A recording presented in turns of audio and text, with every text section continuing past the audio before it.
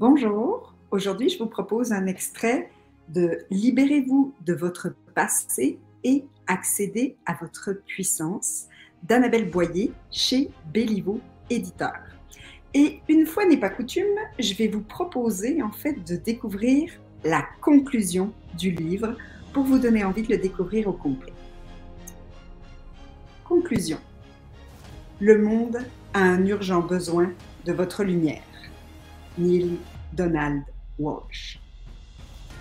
À partir de maintenant, que faire?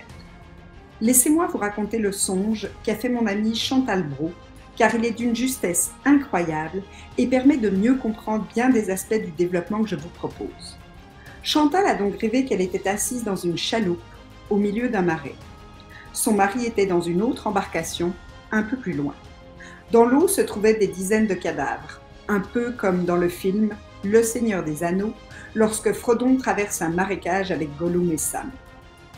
Dans cet état de conscience modifié, Chantal a réalisé que, trop souvent, nous tentons de faire le bouche à bouche aux cadavres, les nôtres et surtout ceux des autres, alors qu'en fait, il est préférable de les sortir de l'eau et de les enterrer. Les cadavres, ce sont nos blessures émotionnelles et psychiques.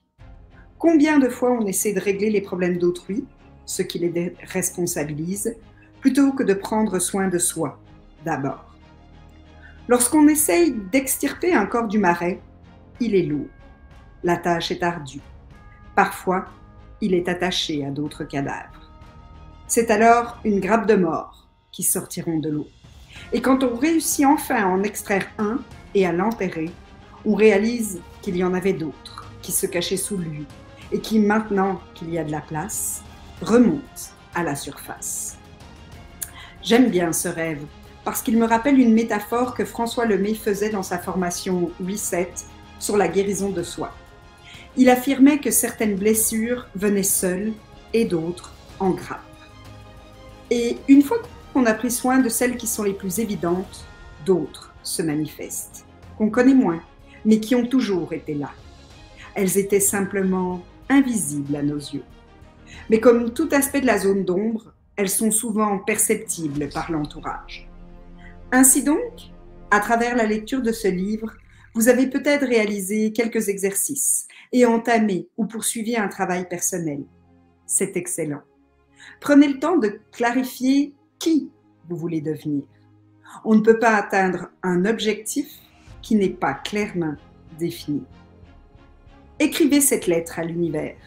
Identifiez les 7 critères qui correspondent à la personne que vous souhaitez être dans un an. Faites un plan d'action.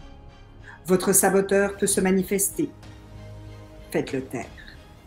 Demandez-vous, si je fais cette action, alors, qu'est-ce qui pourrait changer?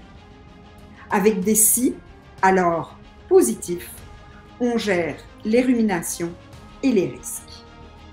Prévoyez une récompense à différentes étapes de votre cheminement. Voyez le stress lié au changement comme quelque chose de bénéfique. C'est ce que l'endocrinologue Hans Selye appelle le stress, qui signifie littéralement bon stress. David Lefrançois mentionne que le fait de considérer le stress comme un défi fait en sorte que le cerveau libère de la DHEA, l'hormone de régénération des cellules. Si on le perçoit comme une menace, notre système produit alors du cortisol, l'hormone du stress. C'est donc une question de perception. Enfin, entraînez-vous 2 à 3 mois. Zig Ziglar disait « La répétition est la mère de l'apprentissage et le père de l'action. Elle est donc l'architecte de l'accomplissement. » Vous devez donc vous entraîner à la réussite, à l'accomplissement et au bonheur.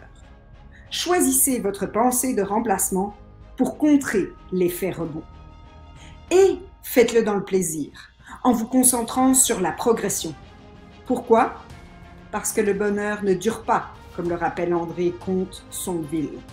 Notre cerveau a besoin de stimulation. Et s'il est heureux et calme, il va chercher les problèmes. Ce qui rappelle la citation du philosophe allemand Schopenhauer. Ainsi, toute notre vie est aussi comme un pendule, de droite à gauche, de la souffrance à l'ennui. Pour contrer ce phénomène, la solution est fort simple.